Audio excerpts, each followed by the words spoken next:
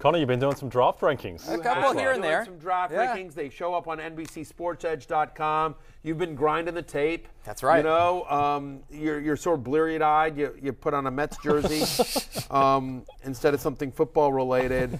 And so you now have your first sort of try at positional draft rankings. Yeah, top this fives. is your initial top fives at the position. So let's start at the quarterback where everyone wants to. This is and you're basing this on what? You're basing this on how you think they'll be as pros? Yes. Fantasy relevancy. Your rankings are what? Exactly. So these are based on just pro potential. After they get drafted, I will tailor specific fantasy rankings because that is going to be very important, especially at the tight end position. I would think, of course, landing spots for running back and wide receiver. But with quarterbacks right here, we'll just start who I think has the best pro potential. Bryce Young is still number one for me. I know Stroud and Anthony Richardson have been the hotter names throughout this process. I still think Bryce Young is the smartest player at the position. He throws with the most anticipation, timing. He's got athleticism. The size is an outlier. You either are going to live with it or you're going to pass on it. And for me, it's an outlier I'm willing to accept. Stroud, another high-end player. These are both top 10 players to me, and then you get a little bit of a drop-off. I like Richardson's traits. I think he needs that redshirt year. Then Will Levis and Hendon Hooker, to me, guys, are in the same tier, and I know a lot of people don't really necessarily see it that way, but I do think there's a drop-off where Levis and Hooker probably both go in the first round, but I don't think they're the bona fide top 10 selections, and I think Hooker needs a redshirt year because of the injury, but I think Levis does just for slowing the game down a little bit. Well, I saw our colleague Chris Sims, who always does his quarterback rankings as well. He loves Hooker. Yeah, he seems very high on Hooker. Seems very, I think QB3. I think that's what I saw as well, that he has him as his third best quarterback. What is the infatuation with Will Levis? I don't really understand it. He can throw it 400 yards. Yes, yeah, right? That's it. He's got pro a cannon size. He has the pro body type. He can move a little bit, but the accuracy and the decision making is just not there. Play quarterback? It's just not there, right? And that's what. And then you start to hear the excuses that Kentucky lost a lot of talent. They had different coaching changes, and I understand that. But at the end of the day, he's got a long ways to go because the game's only going to get faster going from the SEC to the NFL level. So I think Levis needs time, and I think teams have cooled a little bit. We've gotten away from him being a top 5 pick to maybe more 6 to 15 kind of range. Yeah. By the way, criticism of me is often the same. Like just poor accuracy, poor decision making. Yeah. It's often big arm though. Big arm. Got the NFL quarterback body. But you don't put mayo in your coffee. I don't put mayo in my coffee. Yes. Do that. That's another few slots down the draft. Yes. It is interesting in terms of where we rank fantasy versus reality, right? Is that a lot of the running backs will go much later in drafts, and yet they'll be drafted much higher in fantasy. Where are you, Connor, in terms of your running back rankings at the moment? Bijan Robinson's going to be that 1-1 star in Dynasty. Everybody would love to get up and get Bijan, and you get it because you have a superstar running back for the next, 6 years. We don't have the shelf life anymore because he can run, he can catch, he can pass protect. He's really, to me, he really does remind me of Todd Gurley at his prime of what he can do. He creates missed tackles forced unlike anyone we've seen, and that's going all the way back to Saquon years ago. So Bijan's special, but then you get into Jahmyr Gibbs. I mean, he looks like the third Cook brother to me, kind of this mix of Dalvin and James. Slender kind of guy, but excellent burst speed, outside zone ability. Charbonnet, a bigger back at UCLA, 6'2", 225, a transfer from Michigan, so he's a true Big Ten back playing in the pack, just running over everybody, but soft hands, big body, can handle the workhorse load. I think the fantasy community will be really high on Charbonnet because of the amount of carries he can handle. A-Chain's kind of a different guy, as you know him very well, Barry, obviously being an A&M player. Track speed, Dallas track superstar coming out of high school. He can hit the home run. I think his pass catching is still a work in progress, which kind of limits his rookie potential for me, but that home run hitting speed is special. And then you look at Tyjae Spears. By the way, I'll just say about A-Chain, he's for a guy that's fast, he's tougher than you'd think. Like, they run him in between the tackles. They run him between the tackles in the SEC.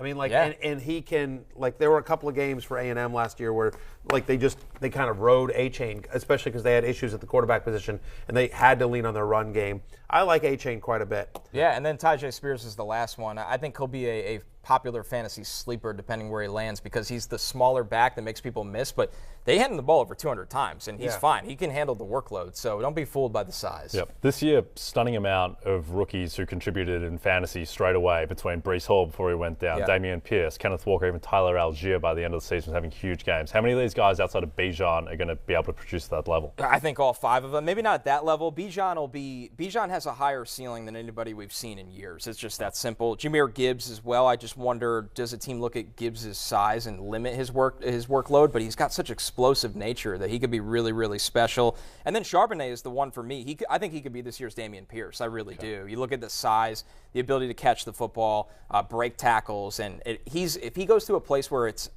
committee, but best player wins, he'll be the best player, I think, pretty quickly. So I think it just depends on where they land, right? Because fantasy, it's not just about talent, but it's also opportunity. Like Ken Walker would have been drafted a lot higher had he, in fantasy, had he not gone to a situation where he was going to start the season behind Rashad Penny. And honestly, if Penny doesn't get hurt, who knows what ends up happening, if Ken Walker would have gotten a shot. I mean, they were running Penny, the first handful of weeks. Breece Hall was always going to sort of overtake that backfield at some point. Just a matter of time. Just a matter of time. But, the rest of the guys, again, Algier was in a committee, and so I think a lot of these we've now kind of crossed the Rubicon, both with basically all positions, where it's like you shouldn't be downgrading them necessarily just because they're a rookie. Like if they have the talent and they have the opportunity, guys just aren't sitting as much. No. I mean, you still obviously get situations like, Isaiah Spiller looks really cool, but he's behind an entrenched starter like Eckler. But for the most part, if you're looking at a Ken Walker and thinking that maybe he's not going to get the chance, even if Rashad Penny does go down because there's other guys in that backfield,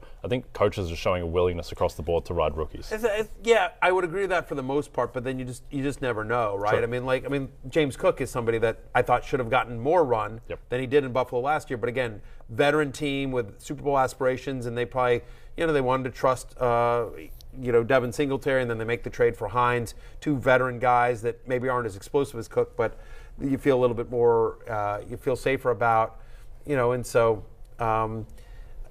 And it's always about rookies as well, right? In terms of probably more relevant for the receiver position, just because we don't see these seasons out of Justin Jefferson, his rookie season, Olave and Wilson last year. That typically didn't really happen. No, and we're not going to be spoiled in that group this year. We're not. I mean, running back's really good, quarterback's really strong. It's going to be a big dynasty quarterback year. We'll get to tight ends in a second. It's a massive tight end year. But when you look at the wide receiver ranks, I think Jaxon Smith-Njigba can have a really big rookie season. I'm very high on him. He's been my number one wide receiver since last summer. And you hope he goes into a role where the team has a number one and he just plays the slot right away. That's what he did at Ohio State in between Olave and Garrett Wilson. But after that, it's a lot of role players, a lot of, number 2, number 3 types. Jordan Addison. Quentin Johnson has the size to be a number 1, but he's just not a natural pass catcher. Too many drops on tape for me and needs to play to that size more often.